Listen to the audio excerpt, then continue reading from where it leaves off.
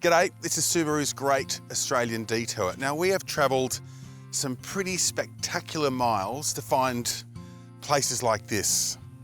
Only this time, Brisbane's only an hour and a half that way, the Gold Coast is an hour and a half that way, and we're on the Scenic Rim. That's right, we're in Queensland, we're the Queenslanders. That's why I've got a hat. Protect myself against the sun. I did talk to a guy earlier and said, what does it mean to be a Queenslander? And he said, not much until Origin rolls around, then it's everything. You're gonna love this episode. A lot of this and a lot of stuff you really won't expect.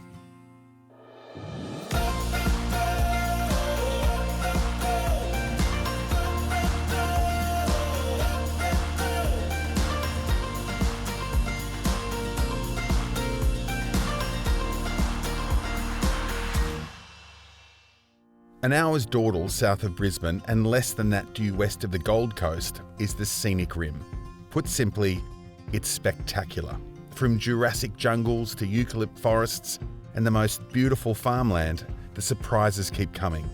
They're all connected by roads that climb and fall and twist and turn around a series of peaks and valleys, around dams and over creeks and rivers. This is a choose-your-own-adventure type trip. This time it's camels and hang gliding and finding new challenges. Next time it might be waterfalls or hiking. And there will definitely be a next time. There are some beautiful roads around the Scenic Rim. Are you planning a trip? Excited? Going somewhere special, somewhere like this? I love the planning, right? The excitement of what you're going to find and what's going to surprise you. Two things you don't want to have to think about are safety and comfort. And I know I've told you about the Crosstrek's interior design, that it's intuitively put together so all the things are in the right spot. And I'm a big guy and I fit in this car beautifully. So that's perfect. As for the safety for you, and look, if your kids are borrowing your car and they're not as confident on the long drives, it is packed with safety features. The latest version of Subaru's EyeSight Driver Assist, you've got adaptive cruise control, the driver monitoring system. They all work together to help get the driver to the destination with less fatigue and, of course, safely. A couple of Ks from North Tamborine, and this feels like the tourist mecca. And it starts off with Windswept and Interesting, which I think is a title of a Billy Connolly biography.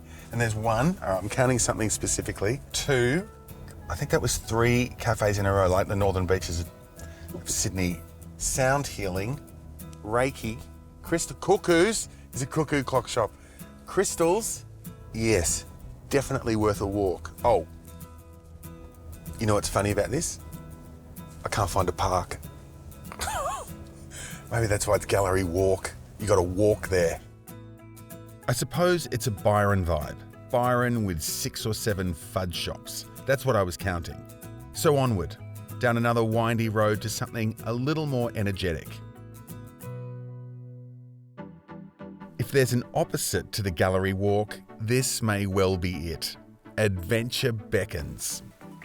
I'm not sure Australia has a single famous spot for adventure. So New Zealand has Queenstown. We've got Cairns and we've got here, right? And it's literally an hour from Brisbane, Thunderbird Park. I did arrive and expect to see the Thunderbirds, Scott and Virgil. But no, it's a full adventure park. So there's laser tag and mini golf, and this, a tree climbing, zip lining, test of one's courage. I'm scared, Mummy. For the record, this is like the blue run on a ski slope. Advanced, but no black diamond. Muscles that don't get used terribly often are being found out. And I know they'll sing for attention tomorrow. So I said there is a test of courage, and it is a genuine test of courage, right? So keep in mind, I am the son of a man who cannot walk across the Sydney Harbour Bridge. That's his fear of heights. It's incredible. There's like 11 zip lines, countless bridges, and even though you know you're safe, doesn't always feel it, but you know you are. This feels like the best kind of reminder of when we were kids, climbing trees and jumping over stuff or being a little crazy. It's the same kind of thing, only safer. A mind over matter challenge. As for the kids, They love it. They haven't worked out what it is to fall yet, so they hit it hard. Oh, and it's fun. That's the whole point. When the challenge is done, it's just good, safe, old-fashioned fun. The tree challenge at Thunderbird Park is almost done. We'll make it ready. Oh, when we come back, I am definitely facing the wrong way.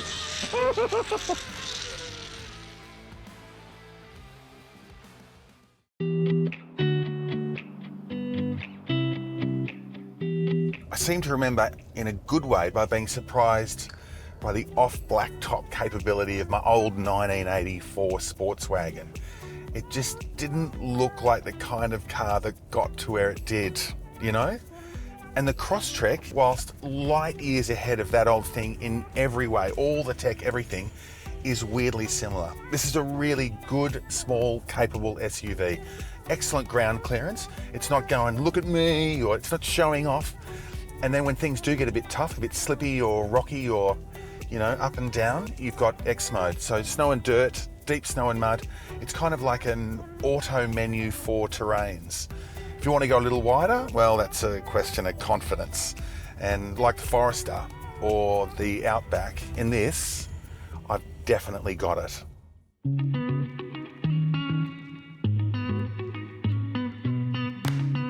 Could the O'Reillys be the Rockefellers of the Scenic Rim? Theirs is a pioneering kind of story. 98 years ago, they bashed through the rainforest in search of something special, and they found it. So Shane of the Shane O'Reillys, like you're of the O'Reillys. Apparently. How did your family get up here and find this place? It is just stunning. Well, yeah, they came in 1911, Andrew, and they had to walk in because there was no grass, it was only rainforest, so there was nothing for horses to eat. So it took them about 3 years of clearing until they planted enough grass so they could bring horse in, so they could ride in. The Scenic Rim, is the name, is it as simple as it's the rim of a volcano and it's scenic, and that's literally the secret behind the, or the not secret behind the name? The rim, I think, is the Great Dividing Range coming off to the McPherson Range. It comes across here. You've got beautiful fertile grounds, lovely creeks. So the rim is, I suppose, it does curl around. I said from the Great Dividing, and it comes around here. So it does form a rim around lovely fertile country. Okay, and what are you, in your mind, what's the best bit of it? Like, what's the big draw card? I think the Scenic Rim has got a lot of authentic tourism. So when you go to a small place, to a farm, stay there, you'll meet the actual owners. Yeah. And they'll give you a really good experience. And I think that's probably the beauty of the Scenic Rim. Okay. So what are we going to do? I know there's walking tours, there's zip lines, there's segways, but we're not doing those, are we? No. Maybe electric bikes, because that's new. That's a new activity for us, and we thought maybe you should try that. Yeah, okay. You're fit and healthy, you can... I am. Everyone's fit and healthy on an electric bike, Shane. True.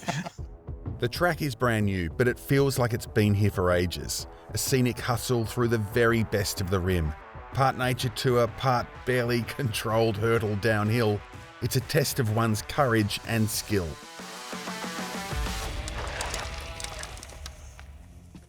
That's a drifty, and this is the Scenic Rim. Isn't it stunning? Obviously scenic. This is a eucalypt forest. We came through a warm, wet, subtropical rainforest to get here. Brisbane's that way. The Gold Coast, which is this seething mass of humanity, the exact antithesis of what this is 30 k's away as the crow flies. It's just amazing that this is here. And the yowie. Yes, the mythical creature. Either 4 foot tall or 7 foot. I haven't seen one yet, nor will I. But some people believe in them. There are other electric beasts to tame, the holiday favourite Segway. But the real joy is leaving the fast-moving bits behind and immersing yourself in the reason you came in the first place, nature.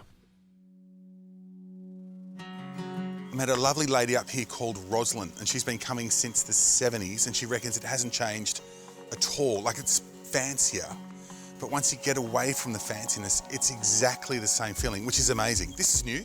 This is 1987, but otherwise the vibe is as it has been for decades. I'm trying to catch up with Dion. He took the fast Segway, and now he's a fast walker as well. Dion! Dion, I love the treetop walk. Yeah. Like it's amazing, even from an engineering point of view, it's amazing. But then you've got the ground floor as well. Yeah. What are we going to see up here that we won't see down there? Up here, you're more likely to see a few more of our parrots and our possums, especially in the evening, our squirrel gliders as well. On the ground floor, which is where I prefer to be, you're going to see a lot more of our marsupials, our redneck paddingmelons, and then a lot of our rainforest birds. So, yeah, whipbirds, and your... They're the ones... That's not a whipbird. No. What's that? That one there is just going to be one of our parrots. Okay. The whipbirds are beautiful. Yeah, whipbirds, absolutely awesome. They are the ones with your little mohawk, so you see them around, yeah. Okay, can we see one up here, do you think? Probably not up here, further down on the rainforest floor. That's why you like it down there, isn't it? Exactly. All right, okay. It's the peace, I think. Dare I say it, the serenity. How good is the serenity? So, wow. So the red head, that's the male, and the green head is the female. And I remember, and I have a bird phobia. Let me deal with that. We'll have more after this. Are they doing anything to my toupee? Have they taken my hair? We've angled away from the rim, a little closer to Brisbane, and quite possibly a lot closer to adventure heaven. I had no idea about the genuine beauty of the Scenic Rim and some of the roads we've been on and the views we've seen. I drove past this bit and there's a hang glider, paraglider launch pad, and I thought, my God, imagine, like, how good would that be? So we organised to go hang gliding, but we're not up there, we're down here. And there's a little aeroplane to go with the hang glider. This will be different, I can promise you that. Lisa flew in for the morning. Born Kiwi, she's a born-again Queenslander. Lisa, you're the pilot. Now, I was driving up on the rim and I saw the launch pad and the beautiful thing, and I thought it would be taking off from there. Well, not being dragged up from here. we used to take off from there. Yeah. The flights were too short for tandem, so we invested in a $80,000 plane. Yeah. And so now we can tow you up. But the great thing about it is we can fly in every wind condition. Right. So long as it's not too strong and it's not raining, Yeah. but it doesn't matter. If you paid more, would you have got the whole plane? No, there's no outsides to it. This plane is actually made by a hang gliding manufacturer called Moyes, and it's made in Australia actually, and it's designed just for pulling up hang gliders because it flies slow. That's why there's not much to it. Well, this is something I've literally wanted to do since hang gliding since the 70s. So I can't wait. I'll tell you what, it's what you dreamed about. That's why we do it in the morning, because it's so calm. And when we're up there, you can put your arms out and you can just feel it. It's amazing. It is what you dream about. Okay, great. They're pretty big boots to fill, and yet I think Lisa might be the one to make this dream come true. So we're going top and tail. Yes, yeah, you're on top, boy. The hardest part, says Lisa, is getting into the harness. From there, it's all gravy. Head through there.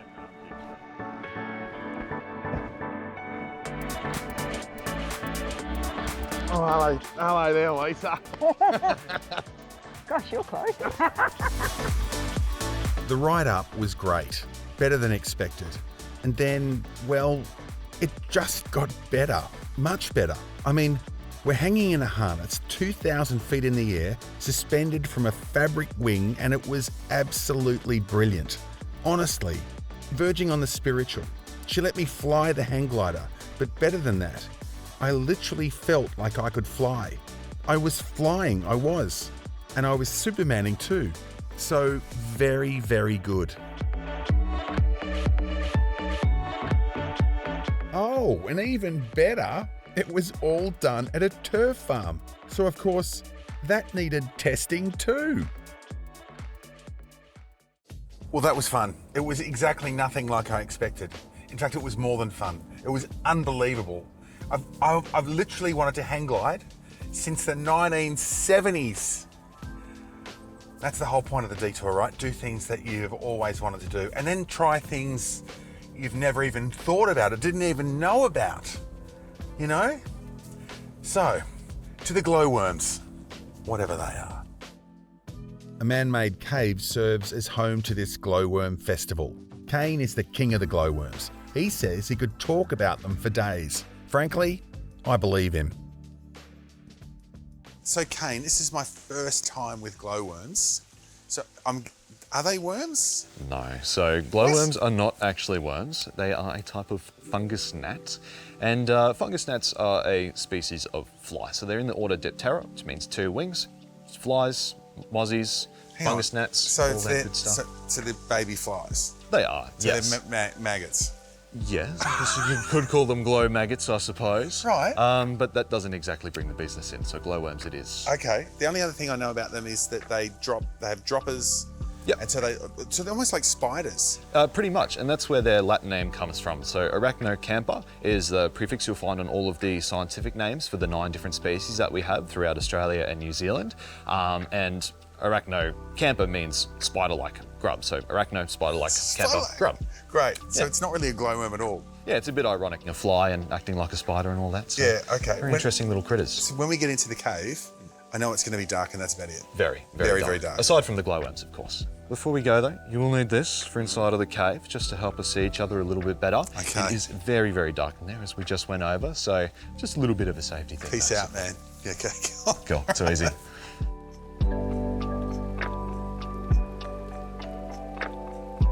Now, of course, because glowworms can't see the colour red, their eyes being incapable of absorbing this wavelength of light, we can use it to closely examine them. One of the best ones to see is this little dude hanging out just here. So you can see his little blue light where I point with my shadow. Yeah. That is his tail, and his head's just up the other end. So he's only about that big, 2 centimetres long or so. It's worth noting, it looks nothing like a maggot. No, so they don't actually look like a maggot. I mean, well, some would say, but No, it looks nothing. That's the whole thing though. Yeah. It's like a worm. There are universal rules about glowworms, here and in the wild. Probably the most important, apart from don't disturb them, is not to use a flash to photograph them. At the very beginning of this day, the hang gliding, I had no idea it would end like this. Scaramouche, will you do the fandango? Take a break. I'm gonna... Who even am I?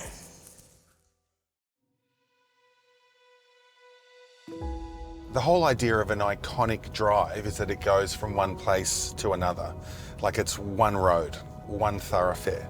It's not as if a region can be an iconic drive, but if it could, the Scenic Rim would most definitely be in the mix. The Scenic Rim comes very close to a total visual overload. In terms of a driving detour, it's got everything. These are fun roads, twisting and turning as they climb and fall. Sunshine fights the canopy in the deep rainforest shade one moment, then you emerge with views that seem to go on forever. Even the low-lying land keeps things interesting. Sweeping bends meander into straights, across creeks and rivers and through little towns. There are even moments you get all to yourself. Do leave time to detour. It'd be a shame to have to drive past Summerland. It's a farm for camels. Of course there's a camel farm. Where else would you get your camel milk, or soap, or skincare, or even vodka? Paul is the camel farmer. Hey Paul, there's a good history for the camel here, isn't it? You didn't start as a camel farmer, you're farmer.